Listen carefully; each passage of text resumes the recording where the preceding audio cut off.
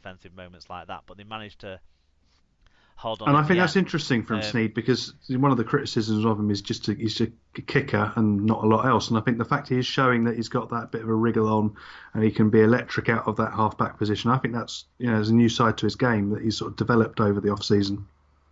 well, don't forget that he started really in Super League as a fullback when he played for Salford. That's when he had his first impressive performances for them, and he did have a bit of a running game. I think he's got a good running game. I think the criticism of him is that he doesn't use it enough. But when Albert Kelly's running so often next to him, it probably makes him be a bit more reserved and think my job's to That's true. kick.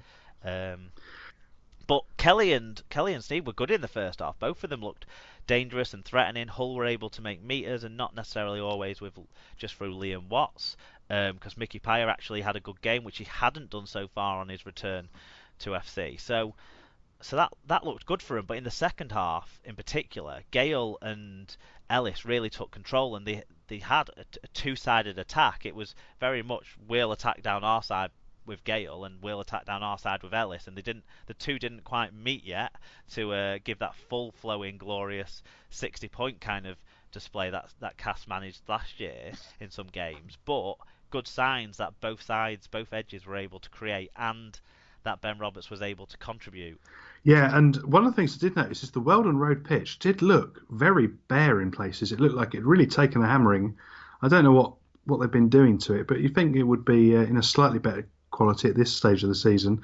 And the other thing that I thought was that just the kits were just, I don't know why they needed to play in their away suits. Surely they could be seen quite easily in a black and white against an orange and black, but it's one of those things that I never quite understand.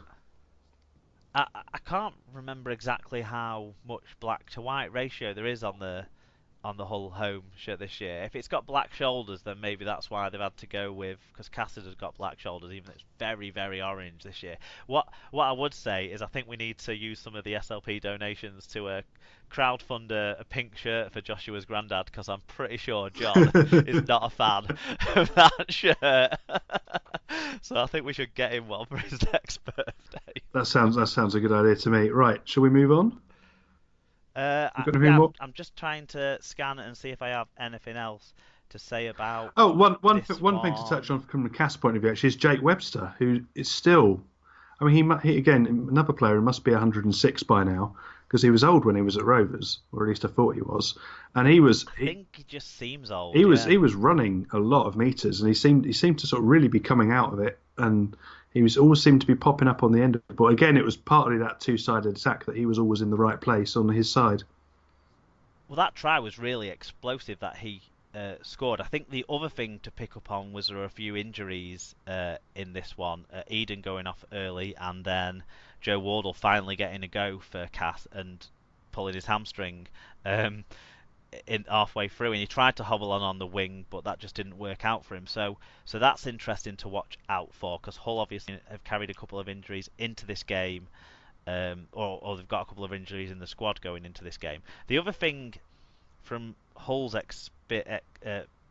perspective that one of the Hull fans might be able to comment on us for next week's show is what on earth is Jez Litton not doing right to not get on the bench? He could have been a real zippy, different kind of threat to throw on there out of dummy half Well, it's quite an as this game sort of yeah. went on to change things up. When you've got a bench of Carlos, Paul Abdul, Brad Fash, and Matongo, you'd think that he would have got on there, but he's not even in the 19. Yeah, I don't know if he's one of the guys who had an injury, but he didn't seem to have an injury last week. So that's an interesting one to watch, because I think he could be an exciting player for them this year. So I want to be proven correct there. Let's move on to Saturday's other game. It was down in the south of France. Guess who was referee in the south of France? Oh, That I've got old some news on this one. classic. I've got some news on this. So it was, of course, Gareth Hewer, and I spoke to his cousin yesterday, who's the coach for Distington, and he said even he doesn't have any idea why he keeps getting picked for this one. He literally has to drive about 3 hours to get on a plane to go, and he's always there. And he's part-time. And he's part-time. But they were saying as well, because one of the lad who was reffing yesterday, he said that he got sent to Toronto 3 times last year. So there's no kind of, it doesn't seem like there's any real logistical planning of, okay, we'll try and distribute the long trips easy enough between you.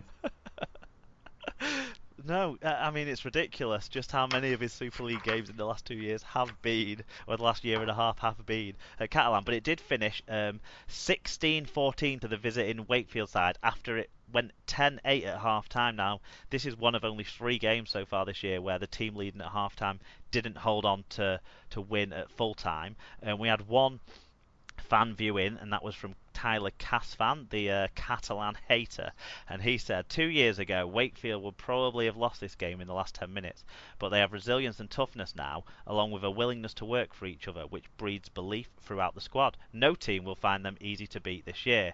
In terms of the stats, how did the different teams Yep, get so on? Catalan had more carries and made more meters on this one, winning the error count 8-11. Other stats were close, and really only one thing Wakefield did better was the most important thing.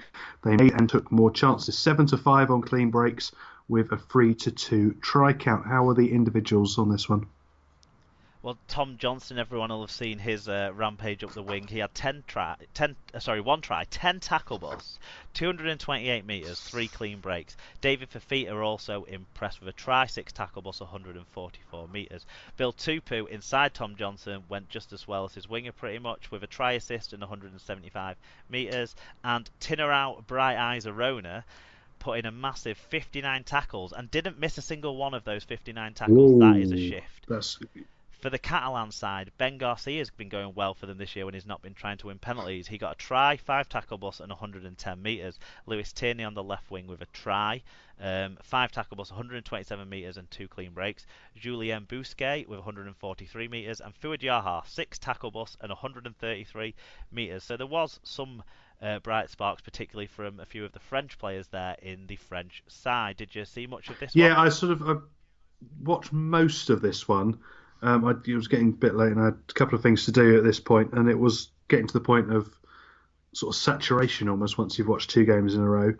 But I did think that it was kind of the next big thing. That certainly the Catalan side, the amount of players they've got in that side that all were the next big thing at some point. So if you look at Tierney, look all down that list, they're going to be the next superstar, and they never quite come off. Obviously, they've got various French players in there as well. I thought Paulie did very well. His hands, in particular, for the Johnson try, did very well. And but it's interesting on that Tom Johnson try. I'm not even sure he needed to dive like that. I think he could have come inside onto his inner foot and just spun past them. But I think he got to that point where he was at that level of acceleration. He was just going to go for it. We're not allowed to criticise his finishing on this try because Terry O'Connor got a bit of a jip for it on Twitter, I think, from Michael Carter. So we don't want to have the hitman coming after us there.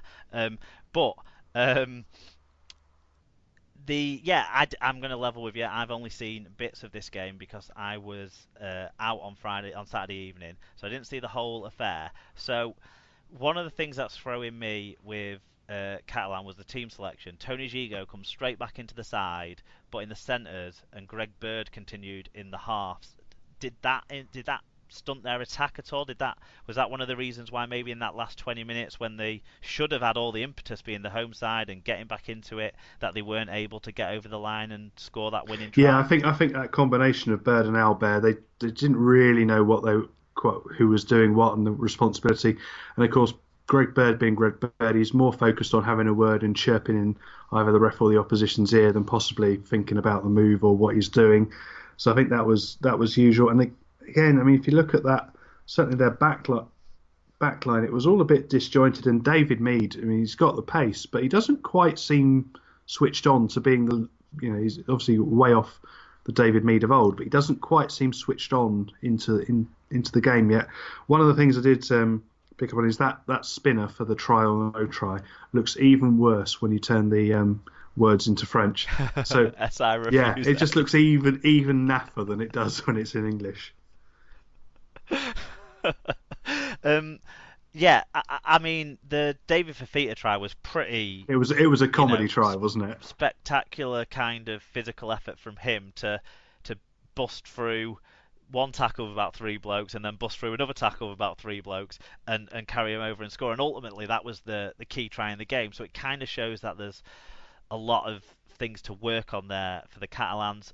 One of the disappointing things for me from this game was the crowd figure. 6,872 is a low crowd figure for Catalan. Now, with the way the team's performing at the back end of last season and the start of this season, with the kind of lack of inspiration that the coach, Steve McNamara, kind of puts forward in any kind of press stuff, and with the kind of with the policy of bringing in overrated Aussies and getting rid of some of the homegrown stars of the past, that might be a bit of a worrying sign for Catalan. Hopefully, it's just that they were all doing something else and they're waiting for the summer months to really hit the stands. Yeah, I mean, it's quite an interesting one, sort of looking at that squad. I mean, look at that bench: Louis Anderson, Busquets, Mikel Simon, and Ian Thornley.